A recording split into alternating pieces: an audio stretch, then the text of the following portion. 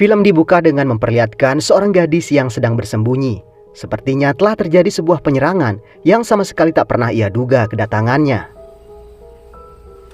Setelah beberapa lama pagi pun tiba hingga ia pun memutuskan untuk keluar dari persembunyiannya.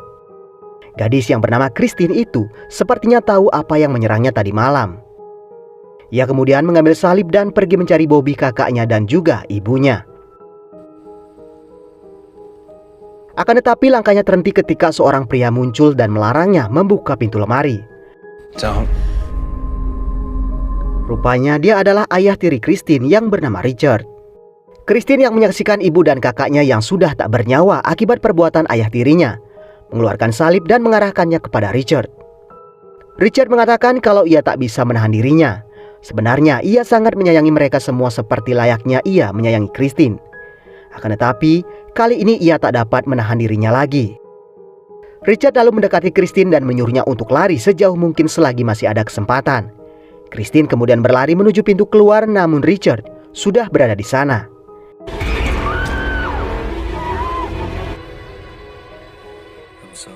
Tak lama kemudian, Richard melepaskan gigi palsunya dan menghabisi Christine. Beberapa waktu kemudian terlihat sebuah grup yang berisi sekumpulan orang dengan berbagai macam permasalahan dalam hidup mereka. Grup semacam ini bertujuan agar setiap anggota merasa tak sendirian menghadapi masalah yang sedang mereka hadapi.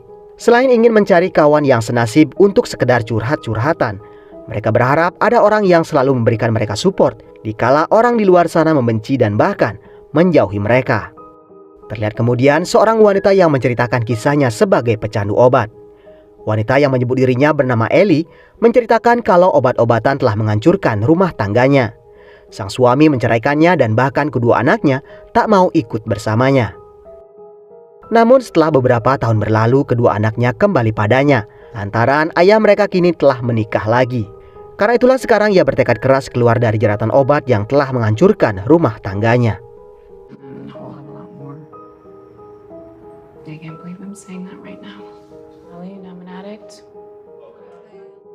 Hari berikutnya terlihat seorang remaja dipanggil ke ruangan kepala sekolah. Ia bernama Kyle yang tak lain adalah anak tertua dari Ellie. Kyle cukup sering masuk ke ruang kepala sekolah karena sering berulah di sekolahnya. Dari berkelahi sampai secara iseng menyalakan alarm kebakaran seperti hari itu. Setelah keluar dari ruangan kepala sekolah, ia menyapa seorang siswi yang saat itu juga dipanggil ke ruang kepala sekolah. Disitulah mereka berkenalan dan berbicara tentang masalah mereka masing-masing. Dan rupanya gadis yang bernama Megan ini adalah anak seni rupa seperti juga si Kyle. Di malam harinya, Kyle didatangi adiknya yang bernama Amy.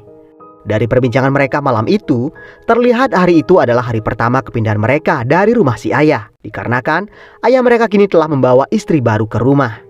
Meskipun Kyle masih belum dapat memaafkan ibunya, menurutnya tinggal di sana lebih baik daripada bersama ibu baru mereka.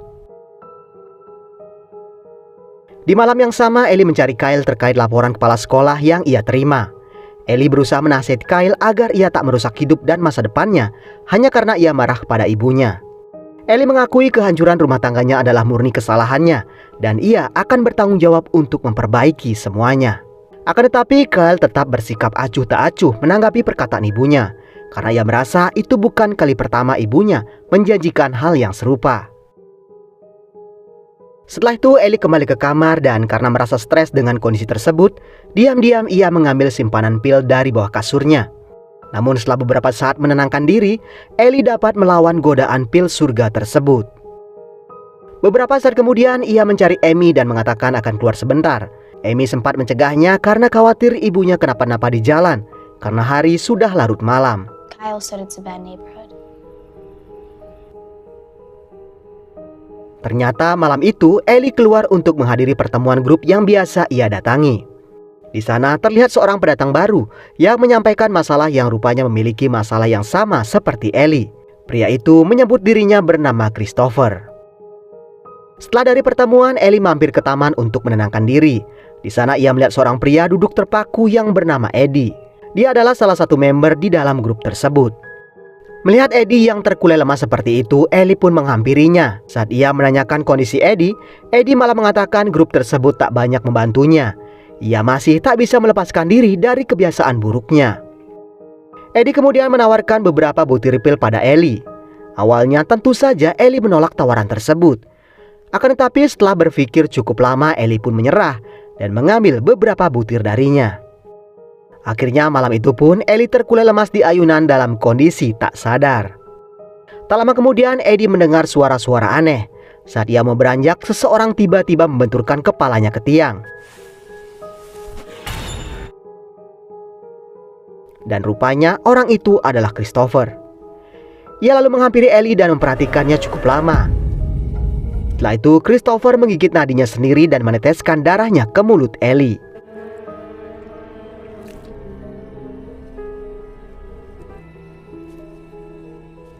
Ketika Christopher pergi, di saat itulah Ellie juga tersadar. Dengan kaki yang masih lemas, ia berjalan perlahan menuju mobil. Tetapi setelah sampai di sana, Christopher kembali dan membenturkan kepala Ellie ke mobil. Setelah itu mematahkan lehernya. Ellie pun tewas seketika di tempat dengan berlinang air mata. Saat kemudian Christopher pun datang dan mengisap darah di luka Ellie. Lalu ia pergi begitu saja. Rupanya saat itu Ellie masih bisa bermimpi. Terlihat ia memasuki sebuah lorong yang dipenuhi cahaya merah. Selain itu ia juga melihat sebuah panci yang berisi penuh cairan yang bisa dipastikan itu adalah darah. Ellie kemudian terbangun tanpa mengingat kejadian yang ia alami barusan. Ia pun berpikir kalau ia terjatuh setelah melihat luka di keningnya.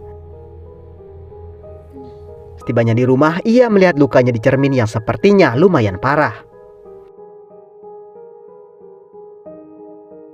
Hari berikutnya, Amy membangunkan ibunya untuk mengantarkannya ke sekolah. Melihat plester di kening ibunya, ia pun bertanya. Ellie pun mengaku kalau ia terjatuh semalam. Amy pun memaksa untuk melihat luka di dahi ibunya. Namun setelah plester dibuka, Amy mengatakan tak ada luka di keningnya. Ellie pun bercermin dan tak menemukan luka semalam. Malam itu saat Ellie menonton TV dan berbincang-bincang bersama putrinya, saat itulah Ellie mulai merasa ada yang aneh dalam dirinya. Ia merasa tak bisa melepaskan pandangannya dari leher putrinya.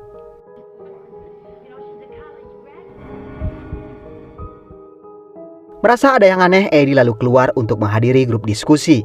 Di sanalah ia kembali bertemu dengan Christopher. Anehnya ia merasa ada sesuatu yang tak biasa ketika menatap pria tersebut. Setelah acara selesai, Ellie mengundang Christopher untuk minum teh bersama di sebuah kedai kopi.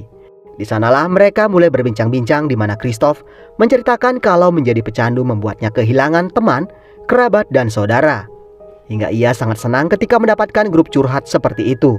Apalagi ada seseorang yang mau mengundangnya minum teh seperti saat ini. Ellie pun menyampaikan hal yang serupa. Mereka pun berbincang-bincang mengenai banyak hal dan sepertinya Ellie belum menyadari kalau Christopher tak memiliki bayangan seperti dirinya. Karena ia bukanlah seorang manusia. Christopher pun terlihat senang ketika melihat Ellie memuntahkan teh yang baru diminumnya. Itu berarti tak lama lagi ia akan menjadi bagian dari bangsa vampir. Keesokan harinya Ellie kembali muntah-muntah. Kyle yang mengetahui hal itu sangat marah karena berpikir itu akibat obat-obatan yang dikonsumsi ibunya. Ia lalu mengobrak-abrik kamar ibunya berharap menemukan pil yang membuat ibunya seperti itu. Namun sayangnya Kyle tak dapat menemukan apapun di kamar ibunya. Hari-hari pun berganti, Ellie makin merasakan aneh dalam dirinya. Ia merasa sangat lapar namun bukan pada makanan tapi pada darah.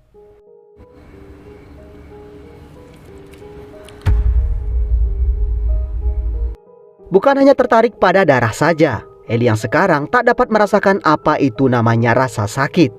Ia pun membuktikan dirinya dengan menyulut telapak tangannya dengan rokok. Tangannya memang terluka, tapi ia tak merasakan apapun. Di malam berikutnya, Christopher mendatangi kediaman Ellie karena ia tak melihat Ellie di grup diskusi.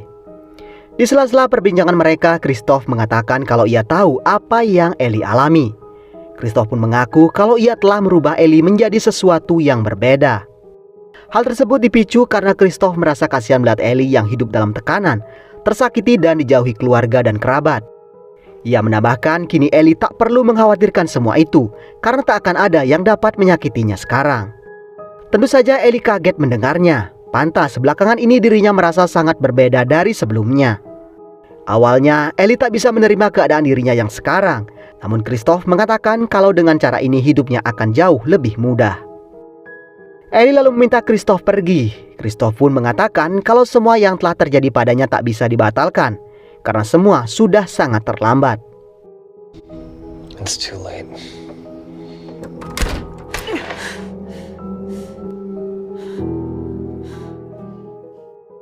Hari berikutnya, Ellie mencoba menenggak beberapa pil untuk menguji efek obat tersebut dalam dirinya. Namun semua percuma karena semua pil ia muntahkan kembali. Di tempat lain, Kyle dan Megan terlihat mulai saling mendekatkan diri. Selain karena mereka memiliki hobi yang sama yaitu melukis, Megan juga ternyata prihatin dengan apa yang terjadi pada keluarga Kyle. Di sana Megan bercerita kalau mendiang ibunya dulu sakit parah. Namun si ibu tak pernah mau menceritakan penyakitnya pada siapapun. Hingga penyakit tersebut sudah semakin parah ketika Megan mengetahuinya. Hal itulah yang menyebabkan Megan kehilangan ibunya untuk selamanya. Disitulah Megan berusaha membuka hati Kyle kembali agar ia bisa berdamai dengan ibunya, berusaha membicarakan masalah tersebut dan mencari jalan keluar bersama-sama selagi ia masih dapat melihat ibunya. Di malam harinya Ellie kembali menghadiri grup diskusi. Akan tetapi langkahnya terhenti ketika melihat semua yang hadir tengah berdoa. Ia pun mengurungkan niatnya dan kembali pulang. Saat sampai di rumah, ia melihat seekor kucing milik tetangganya. Ellie kemudian mengejar kucing tersebut yang berlari ke belakang rumah. Ellie yang berhasil menangkapnya pun langsung membunuh kucing tersebut dan meminum habis darahnya.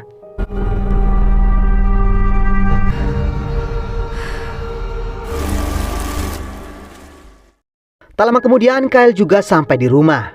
Namun tak sengaja ia menginjak paku dan menancap dalam di kakinya. Dengan penuh rasa sakit, Kyle pun berjalan pincang memasuki rumahnya. Sampai di rumah, ia melihat Amy yang melaporkan kalau sedari tadi ibunya berperilaku aneh. Kyle kemudian mencari ibunya ke kamar dan menanyakan apa yang terjadi. Ellie menjawab ia tak apa-apa dan tak butuh bantuan siapapun. Awalnya Kyle berniat menunggu, namun Ellie membentaknya dan menyuruhnya pergi. You can't help me! Kyle yang saat itu mendapati pintu belakang terbuka lalu mencari tahu apa yang ibunya lakukan di luar malam-malam begini.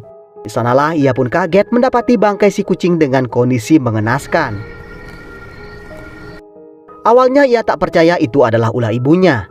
Akan tetapi setelah kembali ke dalam, ia menyaksikan sendiri ibunya menjilati bekas darah yang berasal dari kakinya.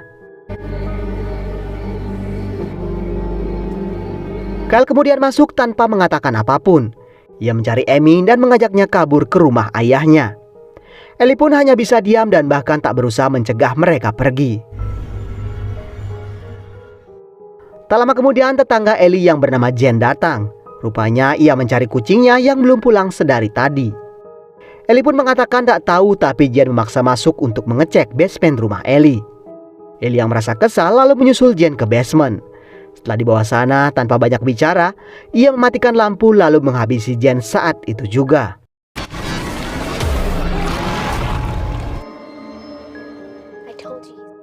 Sementara itu, Kyle yang telah sampai di rumah ayahnya mendadak berubah pikiran setelah melihat ayahnya datang bersama istri barunya.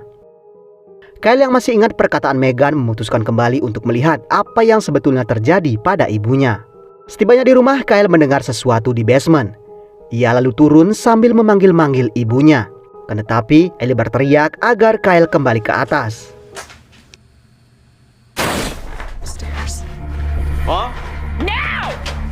Merasa ada sesuatu yang aneh, Kyle mengambil sebilah pisau dapur dan kembali turun ke basement. Di sanalah ia melihat jasad Jen dan menanyakan kenapa ibunya tega membunuhnya. Mom, why did you kill her? For her blood. Ibunya menjelaskan kalau seseorang telah merubah dirinya menjadi seperti itu. Dan Ellie tak mau putranya melihat apa yang telah ia perbuat. Ellie juga meminta Kyle menelpon polisi atau apapun yang perlu ia lakukan sekarang juga. Kyle pun kembali ke atas dan mengunci ibunya di basement. Namun tak lama kemudian ibunya berhasil mendobrak pintu dan keluar rumah.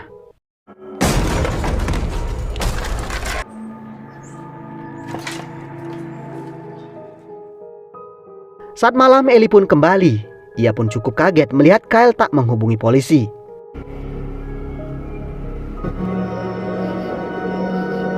Tak seberapa lama setelah ibunya ke atas, Christoph tiba-tiba datang dan mengatakan ia mencari Ellie. Tentu saja Kyle tak membiarkannya masuk begitu saja. Namun Christoph sangat memaksa hingga keributan pun terjadi. Tak lama Ellie pun keluar dan mengatakan kalau pria itulah yang ia ceritakan tempo hari. Kyle pun sangat marah dan menanyakan kenapa ia melakukan itu pada ibunya. Dengan singkat, Christoph mengatakan kalau ia peduli pada Ellie. Ia menambahkan kalau kondisi Ellie sekarang jauh lebih baik dari sebelumnya. Christoph lalu keluar setelah Kyle mengusirnya. Akan tetapi di luar dugaan, Ellie malah menyusul Christoph keluar. Rupanya malam itu Christoph mengajak Ellie berburu dan terlihat mereka mengincar salah satu pegawai kedai kopi yang masih bekerja malam itu.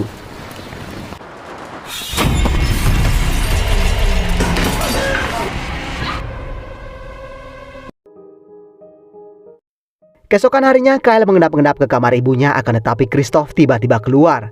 Ia mengatakan kalau Ellie sedang beristirahat karena mereka sangat lelah di pagi hari. Ia juga menambahkan kalau sekarang ibunya tak akan pernah menyentuh pil yang telah merusak keluarganya. Christoph lalu keluar dan memaksa Kyle menerima kondisi ibunya yang sekarang. Karena kondisi Ellie yang sekarang bukanlah penyakit, melainkan sebuah kecanduan lain yang hanya perlu sedikit pengelolaan. Christoph lalu memegang pisau yang dibawa Kyle hingga tangannya berdarah. Setelah itu ia melemparkan Kyle ke bawah dan ia mengatakan kalau sebuah pisau tak akan mampu membunuhnya. Kyle yang masih mampu berdiri lalu pergi ke toko perkakas. Ia pun membuat paku dari kayu untuk menghadapi Christoph. Ia masih ingat kalau seorang vampir dapat dibunuh dengan menusuk jantungnya dengan paku kayu atau memenggal kepalanya. Di perjalanan ia sempat bertemu dengan Megan, namun karena terburu-buru, Kyle tak ada waktu untuk menjelaskannya. Setelah sampai di rumah, Kyle tak mendapati siapapun di rumah. Rupanya saat itu Christoph dan Ellie sedang berada di rumah ayah Kyle. Amy yang saat itu terbangun mendapati ibunya sudah ada di sana dan mengatakan kalau ia akan membawa Amy pulang. Sementara itu, Christoph telah berada di kamar mantan suami Ellie. Ia di sana untuk membunuh mantan suami Ellie beserta istri barunya.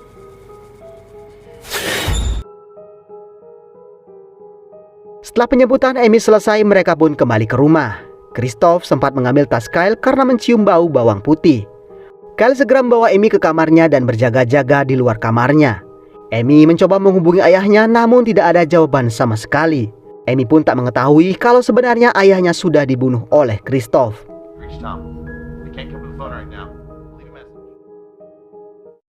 Keesokan harinya Kyle diam-diam masuk ke kamar ibunya.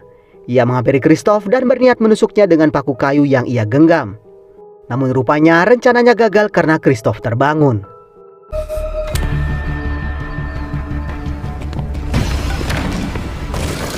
Namun tiba-tiba Ellie datang dan balik melempar Christoph. Ellie pun meminta Christoph menjauhi putranya karena ia tak bersalah sama sekali. Kyle pun disuruh keluar karena ia mau berbicara empat mata dengan Christoph. Di saat Kyle keluar dengan wajah marah, Ellie mengatakan kalau hidupnya sekarang makin parah dari sebelumnya. Ia kini tak menganggap Christoph menyelamatkannya, namun malah merubahnya menjadi seorang monster. Beberapa saat kemudian terjadilah pertarungan antara Ellie dan Christoph.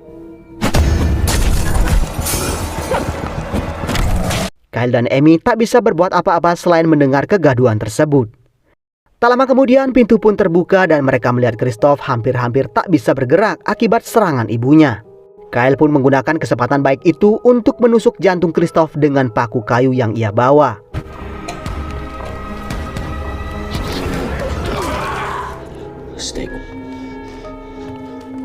Christoph yang mencoba berdiri pun kembali ditikam berkali-kali.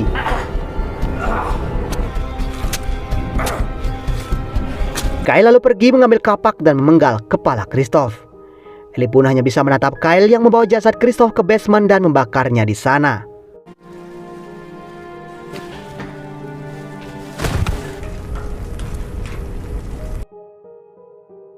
Beberapa saat kemudian Megan datang bertamu dan rupanya pertemuan kemarin membuat Megan khawatir dengan keadaan Kyle.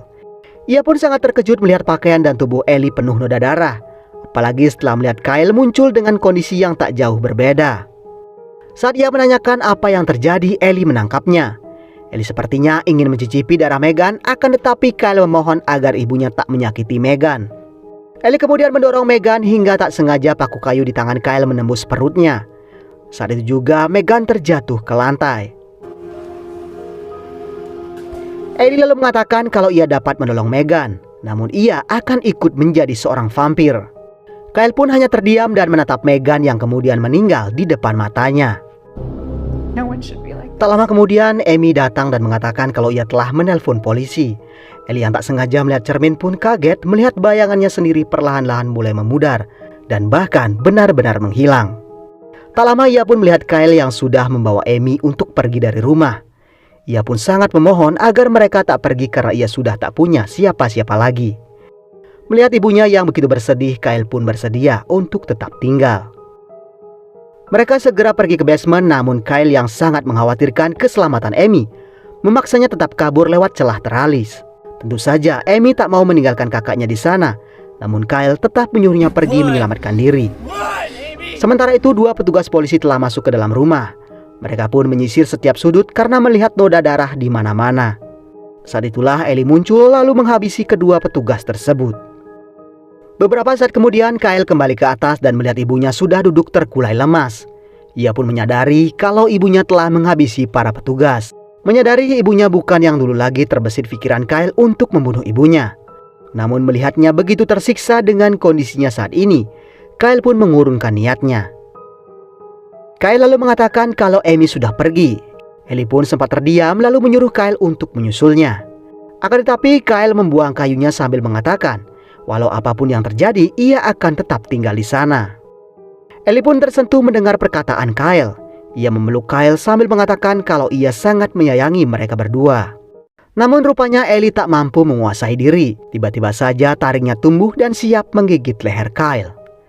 Akan tetapi di saat bersamaan, Amy datang dan menancapkan paku kayu ke punggung Ellie. Kyle yang lolos dari gigitan Ellie mengambil paku tersebut. Ellie pun menyuruh Kyle agar segera mengakhiri penderitaannya. Akan tetapi Kyle tidak tega dan ia malahan menusuk nadinya sendiri dan memberikan darahnya pada ibunya. Amy yang melihatnya tak bisa membiarkan hal itu terjadi karena Kyle bisa saja mati kehabisan darah. Ia langsung balut luka Kyle agar darahnya berhenti mengalir. Tak lama terdengar sirine petugas yang lain datang. Amy kemudian menyuruh ibunya pergi sebelum petugas polisi yang lain masuk dan menangkapnya. Akhirnya dengan berat hati Ellie pun pergi meninggalkan kedua anaknya. Dan beberapa saat kemudian Kyle pun tersadar. Beberapa waktu pun berlalu, terlihat Ellie yang kini telah sepenuhnya menjadi seorang vampir. Entah sudah beberapa banyak korban yang telah ia habisi. Namun dalam hatinya, ia masih berharap dapat bersatu kembali bersama Kyle dan juga Amy.